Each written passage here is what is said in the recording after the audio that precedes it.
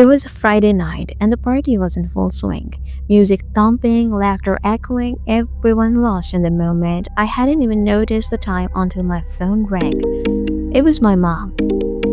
Where are you, sweetheart? It's getting really late. You're not home yet. Her voice was laced with concern. I glanced at my watch, 11 p.m. I told her I'd leave in a few minutes and let my friends know it was time to head out. As I told my best friend goodbye, she insisted. It's already so late, you should stay the night. It's not safe to drive. I smiled, trying to ease her worries. I'm fine, I've got my car. It's no big deal. But honestly, I was ready to get out of there. Something about the night was feeling off. We waved goodbye and I stepped outside. The sky had the cold, dark look to it. Clouds hanging low. The air was thick and a light drizzle. My car was parked just outside the house, and after dropping my friend off on the way home, I'd be back on the highway. It wasn't far, but as I drove off, something didn't sit right with me. I couldn't shake the feeling that something was watching me. It was past midnight now, and the highway was desolate. Not a single car in sight. The rain had picked up a steady, rhythmic tapping on my car roof. I tried to brush it off as just the weather, but deep down I knew something was off. That's when my car stalled. I hit the gas, nothing. It was a brand new car. There was no reason it should be breaking down. The fuel tank was full. But there I was on an empty stretch of highway with my car completely dead. I sat there for a second, heart pounding in my chest, my palms starting to sweat. I tried to start the car engine, but it didn't budge. The engine was completely unresponsive. My breath became shallow as panic set in. I locked the doors and rolled the windows up, trying to stay calm, but the silence of the empty highway pressed in on me. The rain continued and I reached for my phone.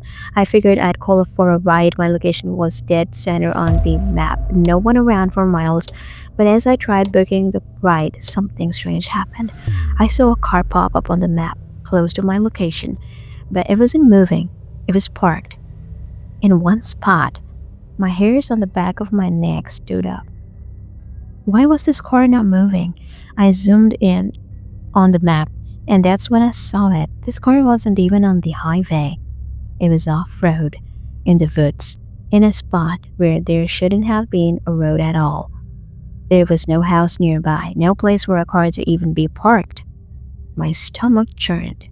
I tried to call the driver. The call went through, but there was no answer. I hung up and tried again. Silence. Just a low hum on the other end of the line. I kept calling, but no response. I canceled the ride and tried to book another, but the same car, the one that was supposed to be miles away, accepted the ride. My location was still the same. The map didn't update, but the ride was accepted, and I was left with no choice but to get in. At this point, my heart was racing. I dialed the number again, hoping this time it would be different. The phone rang, but when the voice on the other end answered, it sent a cold chill down my spine. Hello, ma'am. The voice was off, deep, raspy, like something wasn't quite right. I hesitated but pushed forward. Where are you? I'm in the middle of nowhere. The voice responded with an unsettling calm. I'm coming. Don't worry. I ended the call quickly. It wasn't long before a car approached. It was the same one from the map, a dark-colored sedan. I was already feeling uneasy, but I had no other choice but to get in. I locked my doors and waited. The driver stepped out, tall, broad-shouldered, and wearing a dark hoodie, face obscured. His presence felt wrong, but I ignored it and got into the passenger seat. I wasn't thinking clearly. I just walked to get out of there. As soon as I got in, something felt off. The driver wasn't speaking much, but he kept glancing over at me. Every now and then, he'd mutter something under his breath, as if talking to someone who wasn't there. I looked at the empty seat next to me. He was talking to it, as if someone was sitting there. I felt the panic rise up again. Who are you talking to? I asked, my voice shaky. The driver paused, staring straight ahead before muttering. No one. Just talking. But the way he said, I knew something wasn't right. Who are you talking to? I asked again, my voice trembling with fear. There is no one there. He looked at me, his eyes hollow, and answered in a low growl, I'm talking to the ones who are still with us. The cold sweat running down my back was unmistakable. I glanced at the front seat, half expecting to see someone, but the seat was empty. Stop the car, I demanded, my voice shaky. Let me out. He ignored me, speeding up the engine, roaring louder over the sound of the rain. Then I pulled out my phone, desperately hoping to dial 911 and report the nightmare I had stumbled into. But when I unlocked the screen, my heart sank. The phone was completely dead. Just moments ago, the battery had been at 70%, but now it was drained, gone, as if some unseen force had ripped the life out of it. Panic surged through me. I glanced around, my pulse racing, feeling the weight of something cold and sinister press down on me. I tried to shake it off. Maybe it was a glitch. Maybe I was just overreacting, but deep down, I knew something was in the front seat with us. I could feel it, even though I had no idea what it was. We were near we were nearing my house and I was just praying that this nightmare would end. But as we pulled up in front of my driveway, I heard a loud knock. A knock on the trunk. I froze. No one had gotten out of the car. The trunk was still closed. The driver didn't seem to react, but I could feel it. Something was wrong. Something had followed me. I grabbed my purse, opened the door, and bolted. As I ran up the steps to my front door, I dared a glance back. The car was gone. But the knock? It still echoed in my head.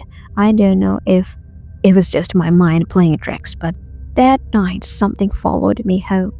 Something that wasn't human. And I haven't heard from that driver again, but I still hear the knock sometimes.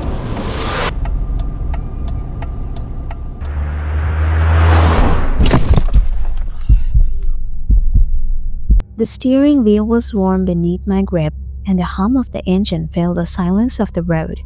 My foot pressed steadily on the accelerator, the speed climbing as I let the car devour the empty highway ahead. The stretch of the road was desolate, with only the occasional flicker of fading sunlight piercing through the tall, darkening trees lining the sides. Driving always calmed me. It was my escape. The faster the car moved, the freer I felt, as if the problems of the world couldn't keep up. Today, I had a lot to celebrate. A huge financial win on Wall Street that left me feeling untouchable. I couldn't help but grin, my heart racing with the thrill of success.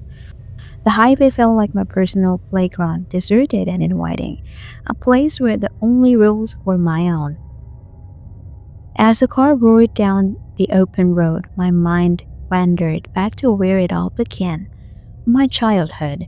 Memories flooded in uninvited, like an old movie reel spinning in my head. I was always the mischievous one, the kid with the clenched fist. My mom used to joke that I was holding on to secrets even as a baby.